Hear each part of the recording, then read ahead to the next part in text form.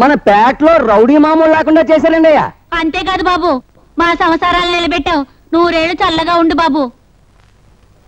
మంచితనాన్ని బతికించడం కోసం చెడుతో పోరాడడానికి నేను ఎప్పుడు సిద్ధమే. ఆ పోరాటంలో 10 మందిని చంపడానికైనా వెనుకాడను, నేను చావడానికైనా వెనుకాడను.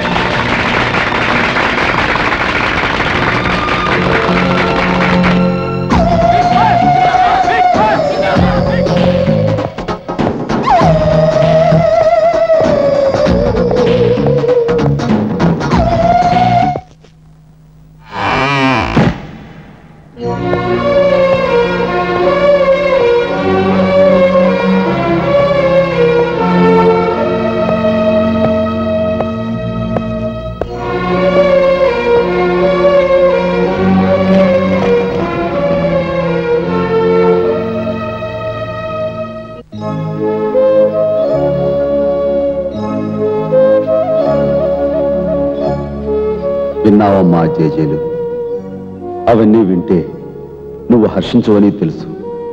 అవి నీ మనసుకు సూదుల్లా గుచ్చుకుంటాయని తెలుసు.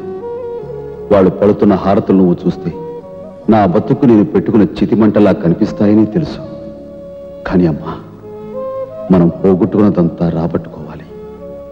కన్న కొడుక్గా నాన్న రుణం తీర్చుకోవాలి. అందుకేనమ్మా నేను ఈ ఊరొచ్చి బాస్గా చలామణి అవుతున్నాను. ఇది నువ్వు కోరుకున్న ఉద్యోగం కాదమ్మా, నేను కావాలనుకున్న ఉద్యోగం.